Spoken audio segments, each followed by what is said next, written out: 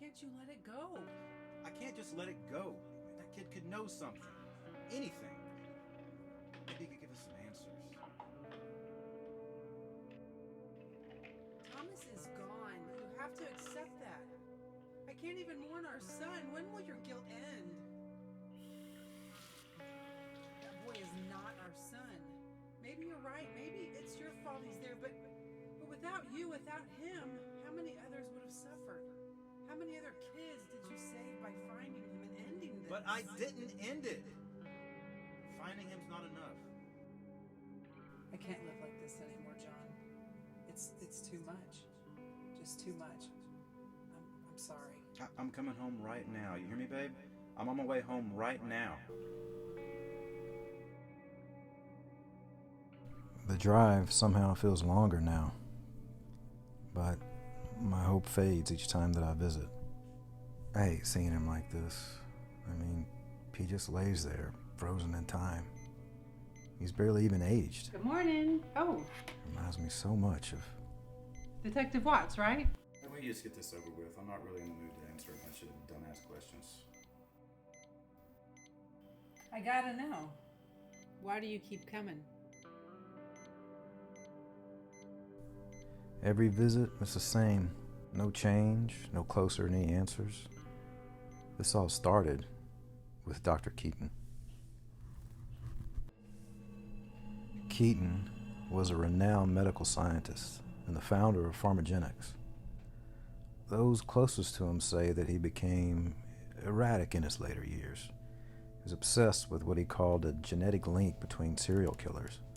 Thought it was something that could be cured. He believed this gene activated during the formative teenage years. Yeah, talk about controversial. Pharmacogenics soon forced Keaton out. They said he was no longer mentally fit to serve. He called them all fools. News soon reached the FBI. It appeared that the good doctor had been posing as an orderly at various asylums for the criminally insane across the country. These asylums all house some of the most infamous serial killers of our time. Killers like Johnny Sullivan, responsible for 8 murders across 3 states. Henry Amos hasn't spoken a word since his arrest in 1987. William Ashton killed 6 people over 2 nights with a hammer. Maxwell Harris, scheduled to be put to death for the Boston Playground Massacre. Last but not least, there's David Robbins, also known as the Da Vinci Killer.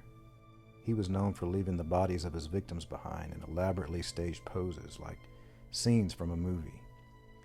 Thinks of himself as some kind of artist.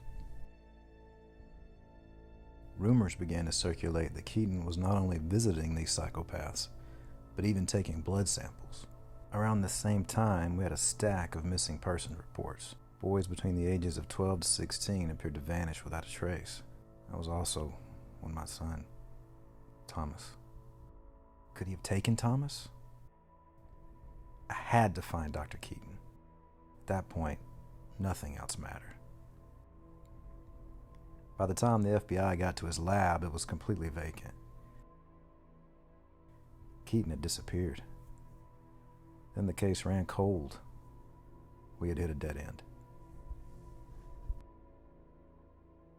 Until a tip came in about a man being seen entering some sort of cellar in a local neighborhood with what appeared to be lab equipment.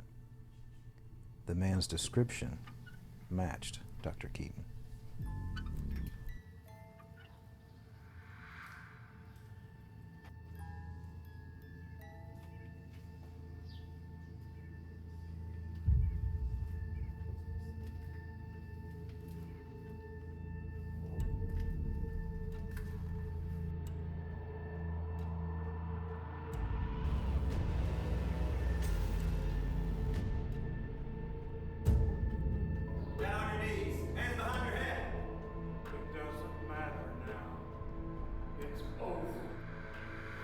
Drop the needle!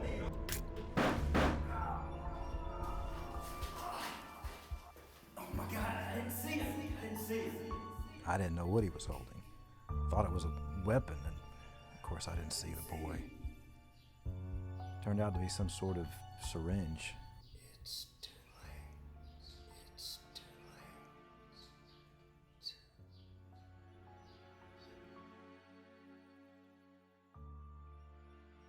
I gotta know. Why do you keep coming? I guess part of me hopes one day he recovers by some miracle. There's still hope he could provide the answers that I need. But the other part wonders just what kind of monster Dr. Keaton created in that lab.